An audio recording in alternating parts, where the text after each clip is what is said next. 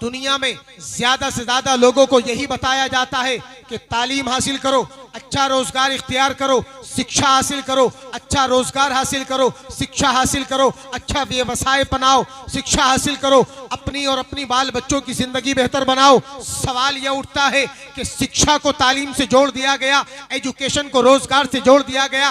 रोजगार का ताल्लुक हमारी अपनी जात से है, रोजगार का ताल्लुक हमारे अपने सिस्टम और हमारी अपने लाइफ शेड्यूल से है। शिक्षा का ताल्लुक, रोजगार का ताल्लुक अच्छे खाने पीने से है, अच्छे मकान, अच्छी बिल्डिंग, अच्छे इरादे और अच्छे खान पान, अच्छी सोसाइटी, अच्छे समाज, अच्छी बिल्डिंग और अच्छी कॉलोनी से है।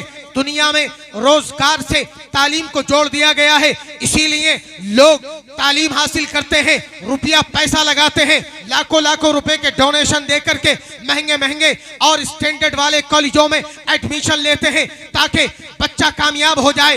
रातों रात बच्चा मेहनत करता है, रातों रात बच्चा जागता है, रातों रात बच्चा सोता नहीं है, मेहनत करता है, यूट्यूब पर मेहनत करता है, बच्चा सोशल मीडिया के जरिए नोट्स तैयार करता है ताकि हर एजुकेशन के जरिए बच्चा अच्छा रोजगार हासिल कर सके, बच्चा अच्छी नौकरी हासिल कर सके, सरकारी नौकरी में पहुंच जाए या प्राइवेट में ऐसा डिपार्टमेंट और ऐसा हिस्सा हासिल कर सके जहां से उसे मनमानी सैलरी और अच्छी लाइफ स्टाइल हासिल करने के जराए और दौलत और पैसा मिल सके।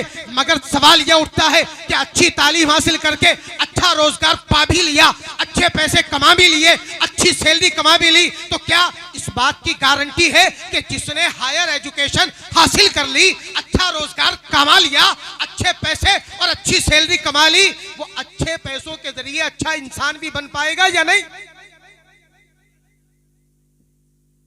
इसकी क्या गारंटी है?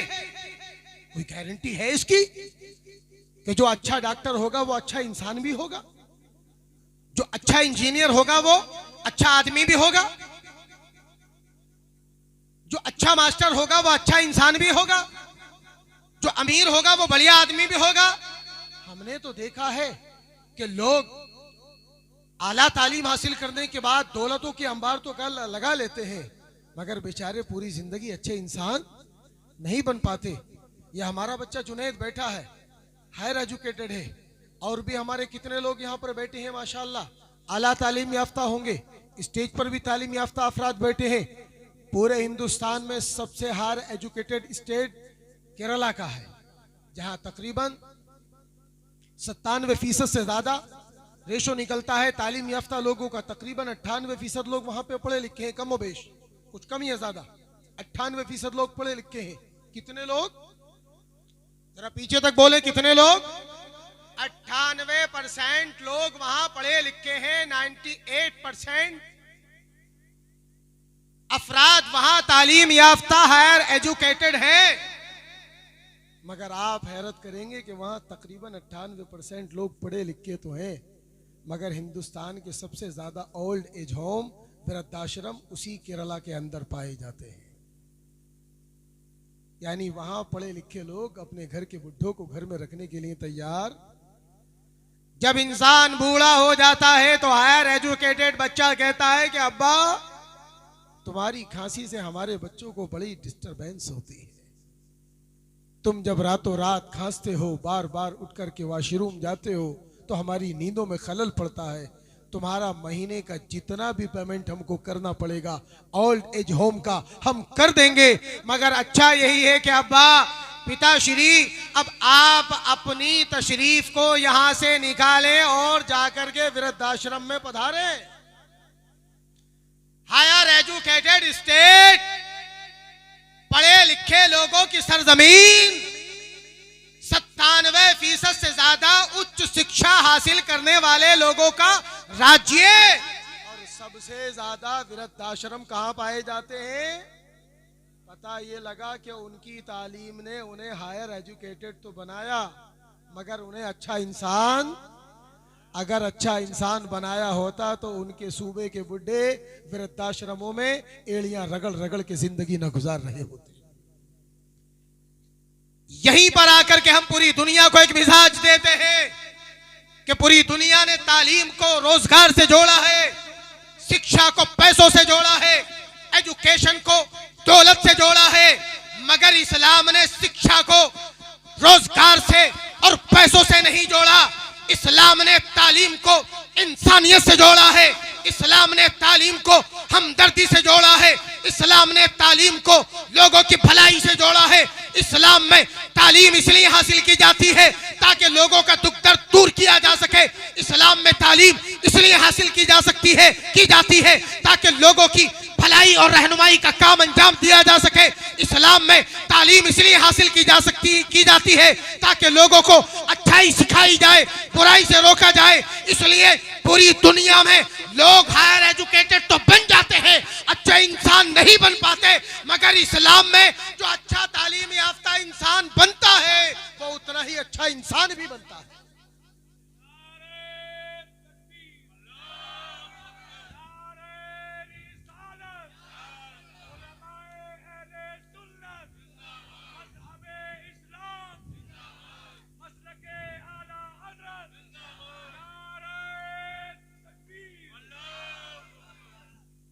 माशाअल्लाह, ये हमारे समी अख्तर भाई हमारे कादरी मस्जिद के पुराने नायब सदर भी हैं माशाअल्लाह।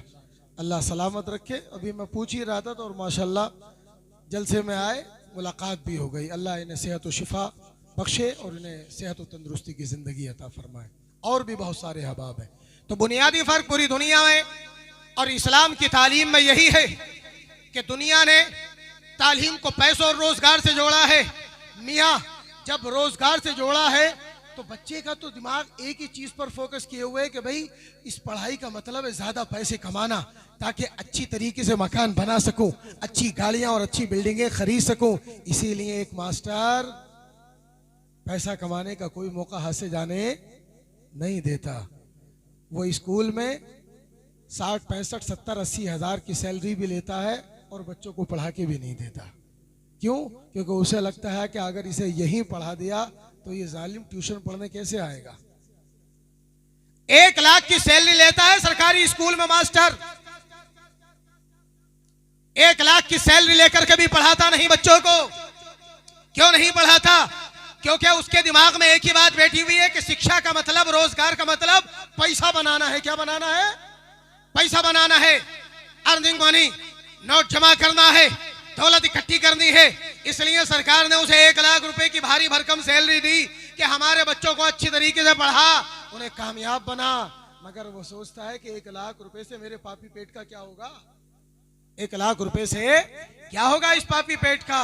इसलिए बच्चों को ढंग से पढ़ाकर भी नहीं देता, कमजोर बना के रखता है, ताकि जब ये एग्जाम में इसका रिजल्ट आए तो इसके अब्बा कहें कि हमारा बच्चा तो मैथ में कमजोर है, हमारा बच्चा तो साइंस में कमजोर है, हमारा बच्चा तो इंग्लिश में कमजोर है, हमारा बच्चा हिंदी में कमजोर है, हमारा बच्चा फला सब्जेक्ट में वीक है, हमारा बच्चा उसमें कमजोर है, इसमें कमजोर है। तो मैं कहूँगा भाई मेरी क्लास में बच्चे रहते हैं इतने इतने, अब मैं एक एक बच्चे को कितना टाइम दूं? आपको अगर अपने बच्चे के इन टॉपिक और सब्जेक्ट में अच्छे नंबर चाहिए तो आप ट्यूशन के लिए मेरे पास भेज दिया करो। कहा ट्यूशन? कहा हाँ ट्यूशन। कहा कोई फीस? कहा वैसे तो मैं तकरीबन 2500 रुपया लेता हूं। कितना लेता हूं? 2500 रुपया लेता हूं।